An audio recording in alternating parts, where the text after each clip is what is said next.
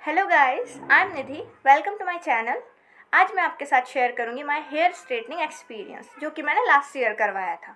लेकिन उससे पहले आपको वीडियो को लास्ट तक देखना होगा, क्योंकि लास्ट में मैं आपके साथ एक बहुत ही इंपॉर्टेंट टिप शेयर करूंगी, जिससे आपके बाल झड़ना बिल्कुल रुक जाएंगे।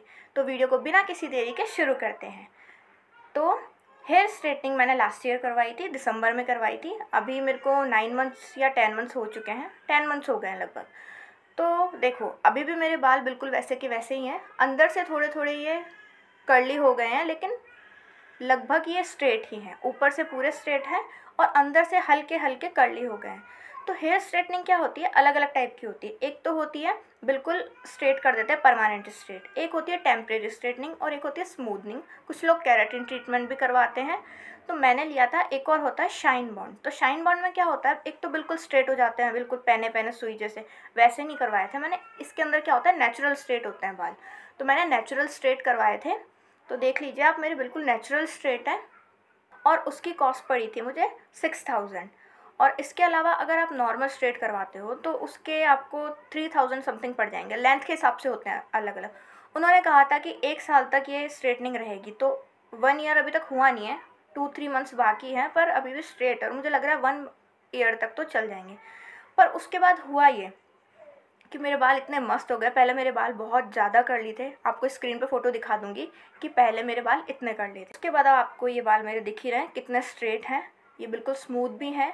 तो उससे क्या होता है, स्ट्रेटनिंग करवाने के बाद आप कहीं भी कैसे भी हो उठ के जा सकते हो। कहीं भी पार्टी में जाना है, शादी में जाना है, कहीं पर भी कॉलेज जाना है। हेयर स्टाइल बनाने की टेंशन बिल्कुल ख़त्म। आप सो के उठो, बाल बनाओ, कॉम्ब करो और चल जाओ। इसमें कोई दिक्कत नहीं है। तो मेरे लिए बहुत आसान हो गया, क्योंकि मेरे जो बाल थे बहुत ही रफ़ थे और कर्ली थे। तो उनको रोज़ रोज़ स्टाइल करना मेरे लिए पॉसिबल नहीं था। तो मैंने सोचा एक बार इनको परमानेंट स्ट्रेट करवा लेती हूँ। अब कुछ लोग बोलते हैं कि हेयर स्ट्रेटनिंग करवाने के बाद बाल बहुत ज़्यादा टूटते हैं।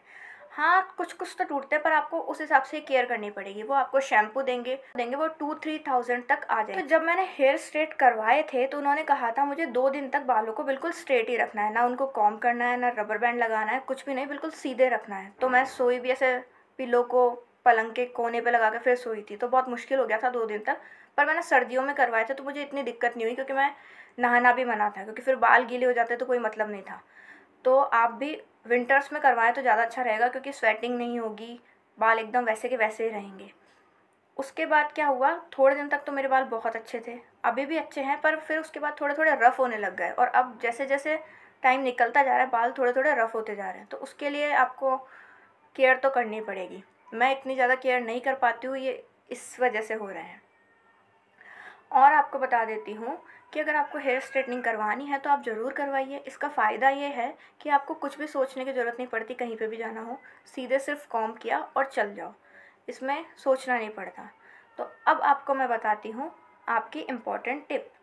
अगर आपके बाल कैसे भी झड़ रहे हों, बढ़ नहीं रहे हों, तो आपको क्या करना है, थोड़े से राइस लेने हैं और थोड़ी सी दाना मेथी लेनी है। उनको एक कटोरी में रात को पानी डाल के भिगो देना है। अब दाना मेथी और राइस को तो हटा देना, और जो वो पानी था उसको एक स्प्रे की बोतल में भर देना। स्प्रे की बोतल में भरने के बाद हेयर्स पे ऐसे ऐसे उसको स्प्रे कर लेना, और उसके बाद 1 आवर तक उसको छोड़ देना। 1 घंटे के बाद आप हेयर वॉश कर लेना। आप इसको 2 महीने यूज़ कीजिए, आपके बाल झड़ना बिल्कुल रुक जाएंगे। ये एक ट्राइड और टेस्टेड मेथड है, जो कि मेरे सिस्टर ने ट्राई किया था। उसके बाल बहुत ज़्यादा टूट रहे थे, तो उसने मेथड ट्राई किया था।